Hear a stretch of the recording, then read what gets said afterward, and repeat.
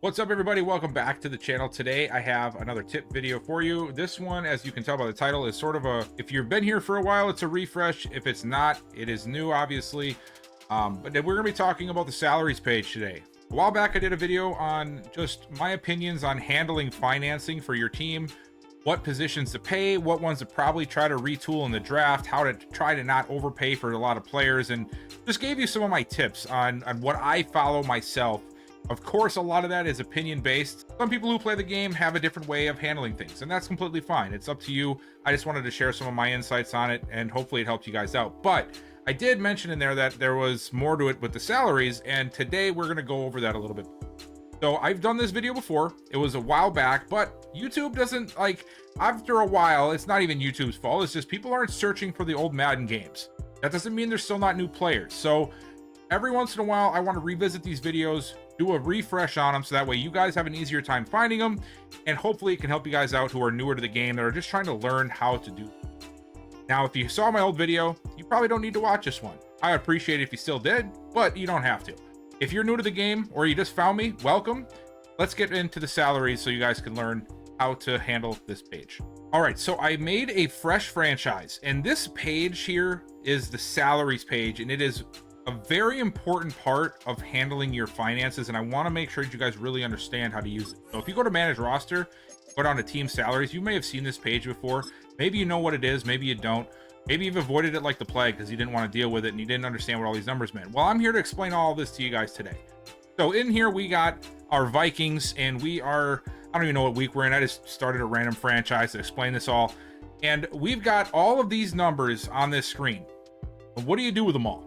Right, so we're going to start from the very first one. Up in this corner here, you're gonna have the 2024 cap. That is how much money you can spend as a team this season. To the right of that, you're going to see the rollover from 23, which means in the previous year your team spent 6.18 million less than their max, which means they were 6.18 under the cap. They still had 6.18 million of cap room available at the end of the league year. So that gets moved over into this year, and you can use it on your upcoming contracts. It is something that can come in handy, but you do have to be careful with it, and we'll explain that in a second. Right next to that is your adjusted cap. Now what that is, well, the first two put together, your 2024 cap or current year cap and your rollover cap from the previous season. So you'll see there we have $262 million that we can work with. And then on the top to the far right, you're going to see cap space. Now that cap space is how much money you have available to you with the adjusted cap being considered. So that does not mean that you're 21.8 under the $255 million cap that you currently see in the top left.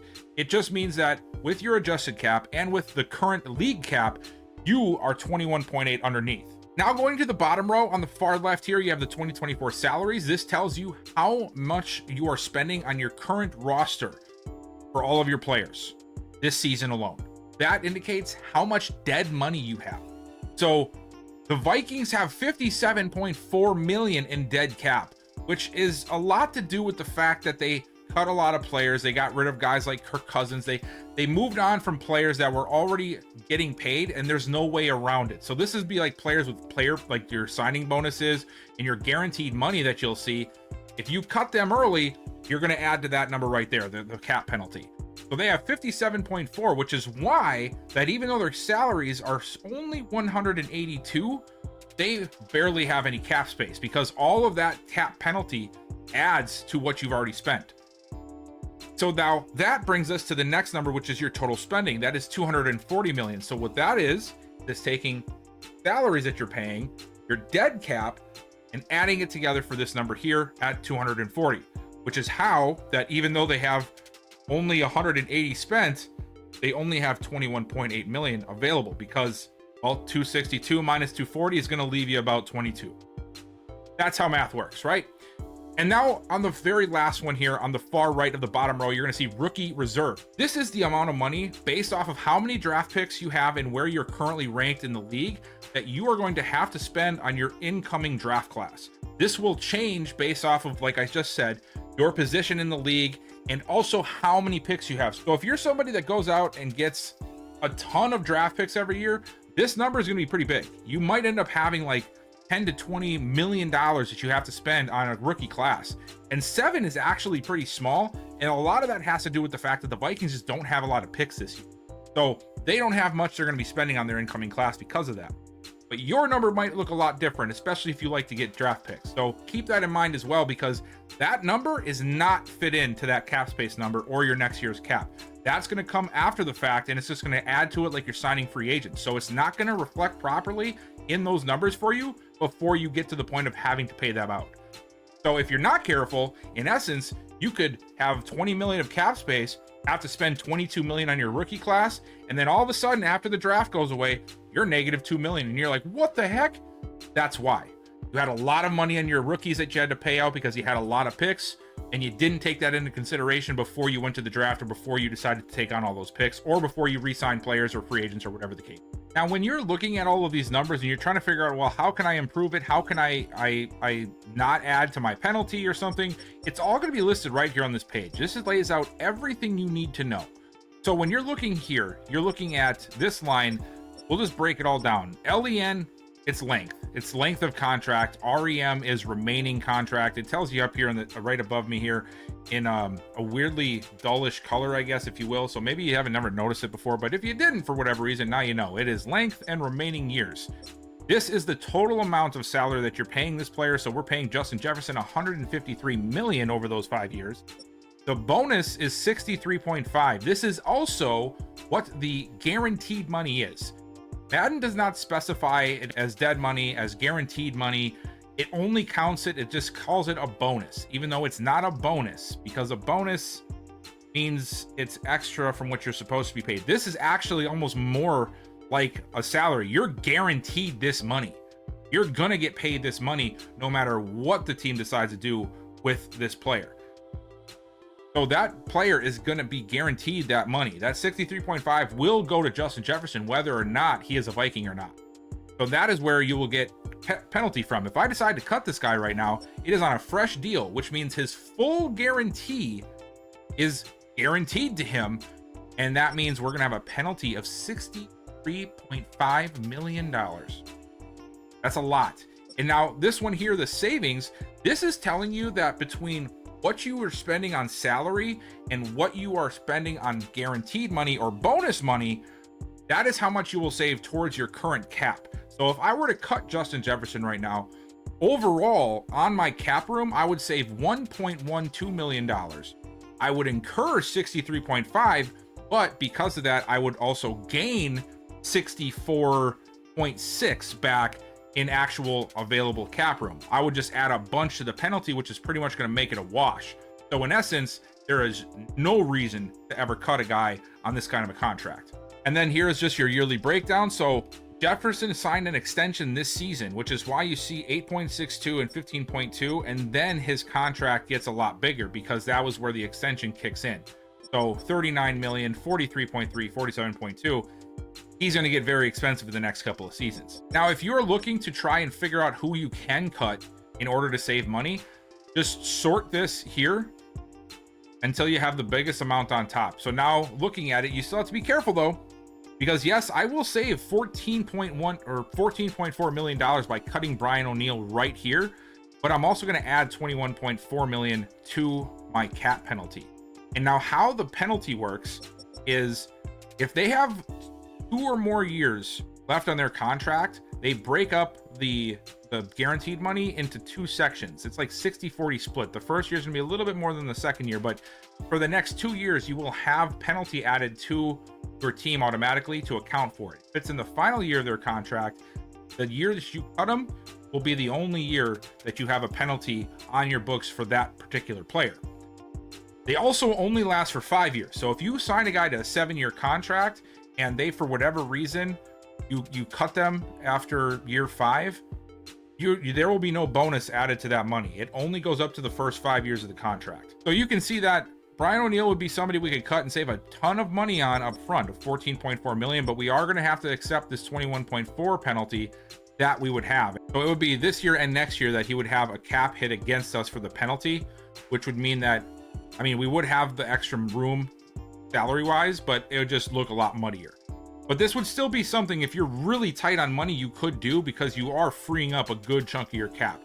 You just have to make sure you're not catching yourself up too much, because it can come back to bite you in later years when you're not really seeing the numbers, because you can't see the future cap until you see the re-sign page, and you can't even see the future penalty until next season, until the end of this season. Like when you go through like the off season, when it has like first week of off season, that's when you'll see what your penalty is going to be for the next season, but you cannot see it before that. It sucks, but that's just the way it is. So like if I was trying to save money right now, Cam Robinson would make much more sense. I cut him. He has no penalty because it was in a trade with the Jaguars earlier, so they keep the guaranteed money. We only have to pay the salary, which means if we cut him, it's $9 million that we're just getting back on the books. And that's something else to keep in mind too. When you trade a player away, it is treated the same as if you are cutting him. So if I was to trade O'Neal away, I would still incur that $21.4 million penalty, because that is money that I guaranteed him personally. And I know that in the past, teams have like put that as part of the package, where they'll like, we'll send you this player, but you have to take on his money. But the Madden just is not complex enough for that. They don't have that as an option. So you're not going to be able to use that as a tool to get yourself out of cap hell. You're just going to have to do it the way I'm telling you right now, which is just being careful with your contracts, being careful with your re-signs, and keeping track of the numbers up top. Now, if you're looking to see what you already have for next year that is spent or that is available, you go to this one right here, the Players Ready to Negotiate tab, and that is where you re-sign players, obviously. And this, when you look at up here in this corner, the 2025 cap room for 98 million, that is the cap room that you have as of right now available for next season to spend. So you will not be like, if you're really stuck right now in this season, it doesn't necessarily mean that you won't be able to re-sign players, because it goes off of your next season's cap for this page. Remember, the current year stuff will never be affected by a re-sign. It's only future stuff. So if I wanted to re-sign all of these players, I can do it. I have way more than 22 million available. But also, another thing to keep in mind is that cap room can change, because you will have your rollover cap from this season. So if I don't spend any of my 22 million, I'll have a good chunk for next season. If I go and I decide to re-sign Aaron Jones, right? And I sign him, we're going to do a 1-year deal. I'm going to give him a bunch of money though, so he takes it. I just want to show you guys the number. So now it tells me that I only spent 12 million, right? So it took away that 12 million from that cap room, but that is not accounting for your overflow. So if you have money for next season that's going to come from your rollover cap, you will actually gain more money next season. It's very important that you keep track of this, is that if you go ahead and spend all your money every season, at some point you're gonna redline. You're not gonna, the cap won't keep up with how much you spent or something like that, and then you'll end up in like up above the cap without even trying to, because you were relying on that extra money you had from your rollover. All right, so now looking back at the top row again, because I wanted to go over the rollover cap and how that, you saw the 12 million come off for what we have available to us. That doesn't affect this year. So what's going to happen is, depending on how much money I spend this year, which is like signing a free agent right now or taking on a trade, it's not going to affect next year, right? So I still have that 86 million that you guys saw after I re-signed Aaron. However, if I don't spend any more money, this 21.8 up here, that money is going to be added to my cap next year, which means that 86, as of right now, if we just added 22, we would be at $108 million that we have available to us to use next season.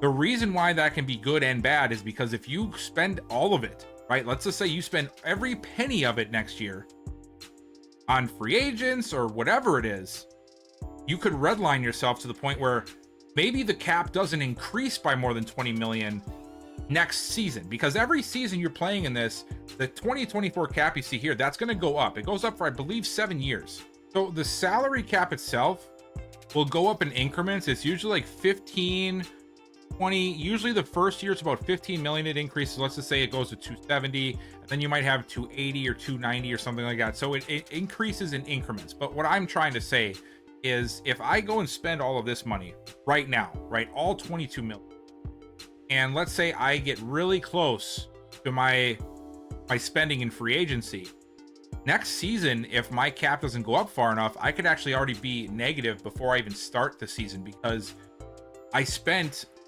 $22 million over what the actual salary cap is. And then on top of that, the cap itself for the league did not keep up with how much I spent. Now the Vikings can't have that happen because they have too much penalty, but I'm just trying to show you guys an example as to how this can happen to a team, even if they're not spending over what they have. Because if you use the cap penalty, or if you use the rollover, and you just say you have no cap penalty, you're gonna have all of that money available to you. And if you spend every cent of it, you could end up going overboard and not having enough money to pay for somebody that season. So just be careful with how you use it. It can come in handy like right now, because we have so much penalty right now that it's really hard for us to do anything. But we're sort of, we're getting saved by that 6.8, I guess 6.1 that's there. So we have enough to sign like a good player or two this year if we really want to. But you can see how if you really aren't careful, you can put yourself in a hole just by spending too much of your money. So what I would always suggest is, when you're looking at what you've already spent and how much you're going to bring in, pay attention to what you've paid for salaries, what you've paid for penalty, okay? And of course the cap. Try not to get too much involved with what you have for rollover and trying to maximize the use of those dollars, because they're not dollars that are going to be there every single season. Okay, so this last part I want to show you guys is how much your rookie reserve can change. Now, if you look at the Vikings, we're going to go back to their roster so we can see what their draft picks look like. Because like I said, they don't have a lot of picks this year. And I have a feeling sometimes people don't really consider how much money they're going to have to spend on their draft class. So the Vikings have a 1 and 2 5s this year. That's it. A 1 and 2 5s. Nothing. There's nothing there. And that's still costing them $7 million. All right, so I wanted to show you another team that has a lot of draft picks so you can see the difference here. So what do we like to do when we get into a franchise, right? We like to trade players. We like to get a bunch of extra picks and then just go crazy in the draft. So that's what I did here. I jumped on the Chargers. I traded for the Carolina Panthers first round pick. So now we have 2 firsts, high-end firsts. We have 2 seconds. We have a 3rd, a 4th, a 5th, 2 6th, and a 7th. So a bunch of extra picks. Now take a look at how much they have to pay their rookie class if we stay and pick at those individual spots.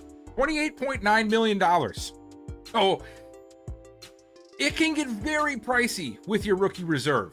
The Vikings had 3 picks and they still had to pay $7 million. We have a bunch of picks, including 4 top 50 players probably, and we're going to be paying $30 million pretty much to our incoming class. That's not including any players we sign in free agency. That's not including any re-signs.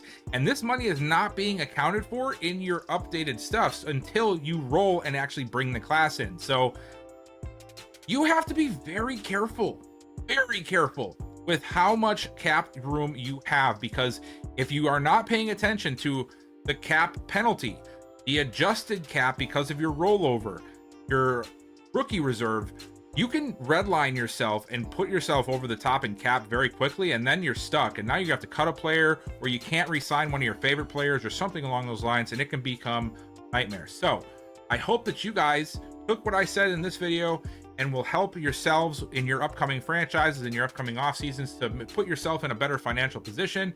Sometimes less is more in terms of the money, because if don't always sign every player, and you should be okay. But I hope this video helped you guys out. If it did, make sure you hit that like button, subscribe if you have not already, and turn on that bell notification, because there will be plenty of more videos like this coming. I'm probably gonna go do a refresh again of some of these older videos that I have done, and I will see you guys next time.